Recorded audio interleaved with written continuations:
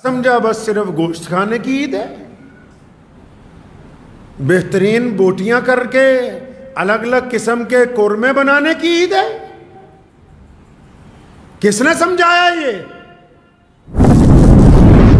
अल्लाहु अकबर। ईद उल अज़हा करीब है। लोग हज की अदायगी के लिए मक्का मुकर्रमा पहुंच चुके हैं। कुर्बानी का दिन आने वाला है। कुर्बानी सैयदना इब्राहीम अलैहिस्सलाम की सुन्नत है। कुर्बानी दी क्यों जाती? कुर्बानी का मतलब क्या है? कुर्बानी का क्या फ़लसफ़ा है? इसके पीछे क्या तारीख़ है? वजह क्या है? सबक क्या देता है ये दिन? क्यों कुर्बानी देनी चाहिए? अगर तो ये बात ज़हन में है और पता है तब तो कुर्बानी जो दी जाएगी वो कबूल भी हो जाएगी, अल्लाह तबारक व तआला खुश भी हो जाएंगे। लेकिन अगर ये पता ही नहीं कि कुर्बानी होती क्यों है, दी क्यों जाती है और ये किसकी यादगार है, ये रिवायतें किसने कायम की, अल्लाह तबारक व तआला बंदे से क्या चाहते हैं,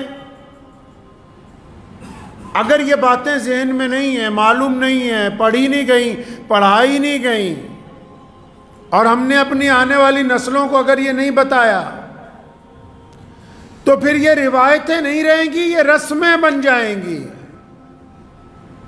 और इस्लाम ने तमाम फरसूदा रस्मों को तोड़ा है और उन आला रिवायात को कायम किया जो इंसानों की फलाह बहबूद के लिए। बहुत सारे लोग ये समझते हैं कुर्बानी का दिन तो बस, और कई नालायकों ने तो इसका नाम बकरा ईद रख दिया। ईद कुर्बा जो है वो कभी बकरा ईद नहीं बन सकती, क्योंकि ईद कुर्बा ईद उल अज़हा के पीछे सैयदना इब्राहीम अलैहिस्सलाम जो हमारे प्यारे नबी हजरत मोहम्मदुर रसूलुल्लाह सल्लल्लाहु अलैहि वसल्लम के दादा नबी, हमारे आका सल्लल्लाहु अलैहि वसल्लम के जो दादा नबी हैं, उनकी तरफ से कायम की गई आला रिवायतें, उनकी तरफ से कायम किया गया आला फलसफा, उनकी तरफ से दिखाई गई बेपनाह जुर्रत और हिम्मत, उनकी तरफ से कायनात के सामने अपने रब की मोहब्बत में किया गया मुजाहिरा, ये बकरा ईद नहीं है, ये ईद उल अज़हा है, ये कुर्बानी की ईद है। और इसका पैगाम ऐसा है, इसका फलसफा ऐसा है कि जब भी कोई कौम और जब भी कोई अल्लाह और उसके रसूल को मानने वाले लोग और जब भी मोहम्मद रसूलुल्लाह की उम्मत के लोग इस कुर्बानी के फलसफे को अपनाएंगे, कुर्बानी के फलसफे को समझेंगे, कुर्बानी के फलसफे पर चलते रहेंगे, कुर्बानी के लबो लहजे को समझ लेंगे, कुर्बानी के मकासद को समझ लेंगे, तो फिर याद रखो मुसलमानों, दुनिया की सारी ताकतें एक तरफ होती हैं और कुर्बानी देने वाले का जज्बा एक तरफ होता है, उसको कोई शिकस्त नहीं दे सकता है।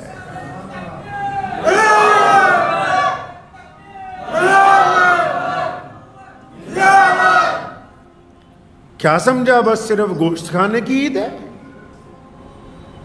बेहतरीन बोटियां करके अलग अलग किस्म के कोरमे बनाने की ईद है। किसने समझाया ये? नबी अलैहिस्सलाम ने तो फरमाया कि तुम्हारी तरफ से जो जानवर ज़िबा किया जाता है उसका खून और गोश्त अल्लाह के हुजूर नहीं पहुंचता, अल्लाह तुम्हारी नीयतों को देखता है। बुल्ले शाह ने कहा ना कि नफ्स ते छुरी फेर दे नहीं, दुम्बे कीती जाने हो। शाहजी फरमाते हैं कि अपने नफ्स के ऊपर, अपनी जलालतों पर, अपने तकब्बुर पर, अपनी मैं पर, अपनी अकड़ पर, अपनी गुंडागर्दी पर, अपनी बदमाशी पर तू छुरी फेरने के लिए तैयार नहीं है। कहता है कि बकरा बेऐब चाहिए। अगर जानवर बेऐब चाहिए, जानवर को खरीदने वाला भी तो बेऐब होना चाहिए। अगर बेऐब जानवर की कुर्बानी नहीं हो सकती तो ये जो हराम की कमाई से बकरा खरीदने की है, इसकी कुर्बानी हो सकती है? ये समझाई किसने ये फलसफा? आइए पीछे चलते हैं। अल्लाह के दोस्त नबी सैयदना इब्राहीम अलैहिस्सलातु वस्सलाम, अल्लाह ने उनको हुक्म दे दिया ख्वाब में कि इब्राहीम अपने बेटे इस्माइल को कुर्बान कर दो हमारे रास्ते में। अब इब्राहीम अलैहिस्सलातु वस्सलाम जब निकले अपने घर से अपने बेटे को लेके कुर्बानी करने के लिए बेटे की, आप क्या समझ रहे हैं कि सिर्फ एक बाप अपने बेटे को कुर्बान करने के लिए जा रहा है? यह आसान बात है? यह आसान काम है?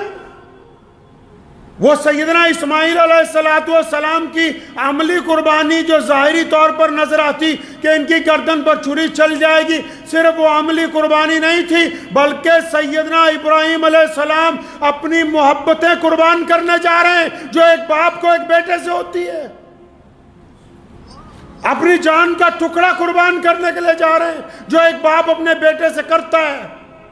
मां अपने एक जिगर को भेज रही है जिसको एक सुई भी चुभ जाए तो मां तड़प जाती है, लेकिन जब अल्लाह का हुक्म आ गया तो इब्राहीम अलैहिस्सलाम ने और उनकी अहलिया ने दुनिया के लोगों को दिखाया कि वो रब जिसने हमें पैदा किया, वो रब जिसने हमें पाला पोसा, वो रब जिसने हमें जिंदगी दी, जिसके हुक्म से हम चलते हैं, जो हमें बोलने की ताकत देता है, जो हमें रिस्क देता है, अगर वो हमसे हमारी सबसे महबूब चीज मांग ले तो फिर हम उसके सामने इनकार ना करें बल्कि अपना सर अपने रब की रजा के अंदर झुका दें। एक दोस्त ने एक दोस्त की दोस्ती के मुतालबे पर, अल्लाह के दोस्त है ना, एक दोस्त ने एक दोस्त की दोस्ती के मुतालबे पर अपना सब कुछ निछावर करने का ऐलान कर दिया और चल पड़े अल्लाह के हुक्म के ऊपर। आज ऐसा कितना कोई दोस्त होगा अल्लाह का? कैसा कोई अल्लाह का दोस्त होगा आज जो अल्लाह तबारक व तआला के हुक्म के ऊपर अपनी ज़िंदगी, अपने अकायद, अपने नज़रियात, अपनी गलत बातें निछावर करने के लिए तैयार हो जाए। और ये जो हाजी बार बार पत्थर मारते हैं, वहां शैतान नहीं है। जिस जगह पत्थर मारा जा रहा है वो शैतान नहीं रहता वहां। वो रस्म हजरत इब्राहीम अलैहिस्सलाम की वो रिवायत अदा की जाती है कि जब हम अल्लाह के रास्ते में निकलेंगे, जब हम रब को राजी करने के लिए जाएंगे, जब हम अपनी महबूब चीज कुर्बान करेंगे, जब हम निकलेंगे इस नीयत के साथ कि हमने अपने रब के हुक्म को बजा लाना है, फिर रास्ते में अगर कोई आएगा हम इनकार करेंगे। अगर कोई 7 बार भी आकर हमें कहे कि इस काम को मत करो, तब भी हम उसको पत्थर मारकर भगाते हैं कि हम तेरी बात मानने वाले नहीं, हम अपने रब की बात मानने वालों में से। हमने समझा कि शायद जानवर ज़िबा करने से, जानवर तो इसलिए ज़िबा करते हैं क्योंकि कीमती शय, उस पर दौलत खर्च होती है। और वैसे अगर सरमायादारों को पूछ लो, इंसानों को पूछ लो, इनको सबसे ज़्यादा दर्द कब होता है? इनके अगर पैसे गुम हो जाएं, इनको अगर घाटा पड़ जाए, इनके अगर 5-10 लाख इधर उधर हो जाएं, इनके अगर कोई पैसे मार ले, तो पता लगा कि माल जो है, जान के बाद सबसे ज़्यादा कीमती चीज़ माल है। हम अपना माल अल्लाह के रास्ते में खर्च करते हैं और ताकि हमारा दिल राज़ी हो जाए कि हाँ, हम अपने रब के रास्ते में अपना माल खर्च कर सकते हैं। और फिर उस माल को बांटते हैं, उन जानवरों के गोश्त को तकसीम करते हैं। कुर्बानी का ये जो फलसफा इब्राहिम अलैहिस्सलाम ने जो कायम किया, ये निकला कहाँ से? जब दोस्त किसी से दोस्ती करता है तो उनको मोहब्बत हो जाती है, जब मोहब्बत हो जाती है तो कुर्बतें बढ़ जाती हैं। कुर्बत मतलब बंदा करीब करीब हो जाता है, और जब कुर्बत बढ़ती है तो कुर्बत में से ही लफ्ज़ कुर्बानी निकला कि जो कुर्बतें होती हैं वो कुर्बानियाँ मांगती हैं, वो आरजुओं की कुर्बानियाँ मांगती हैं, वो वक्त की कुर्बानी मांगती हैं, वो जिस्म की कुर्बानी मांगते हैं, वो माल की कुर्बानी मांगती है। ये मोहब्बतों में से निकली है कुर्बानी। बंदे को जिस चीज से मोहब्बत होती है उसके लिए कुर्बान होने के लिए तैयार हो जाता है।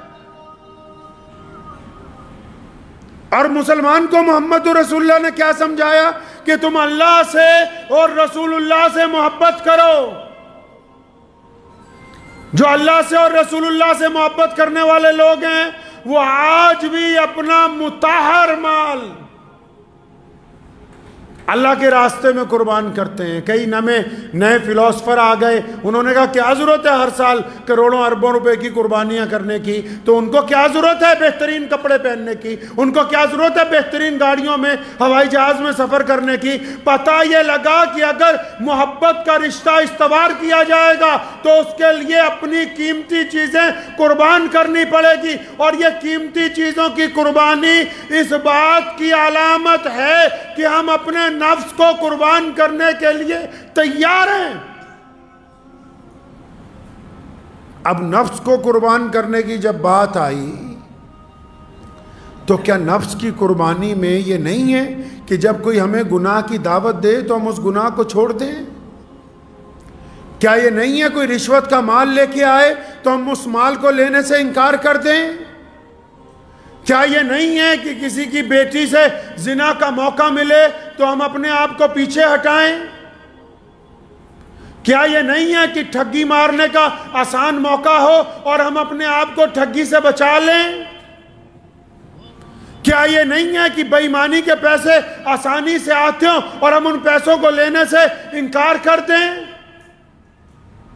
क्या ये नहीं है कि हम अपने जिस्म के ऊपर, अपने जिस्म पर इतनी तकलीफ को लाजिम बनाएं कि हमने रात के अंधेरे में उठ के अपने रब के लिए सजदा करना है, हमने सुबह उठ के अपने रब की हुजूर मस्जिद तक जाना है, हमने अपने माँ बाप के पांव दबाने, हमने किसी गरीब की तीमारदारी करनी है, हमने किसी मजलूम की मदद करनी है, हमने जालिम को उसके जुल्म का जवाब देना है। अगर ये तमाम बातें हमारे मिजाज में नहीं आती तो फिर हम सिर्फ जानवर कुर्बान कर रहे हैं। जानवर कुर्बान करने से हमारी नीयत जो है वो कुर्बान होने वाली नहीं है।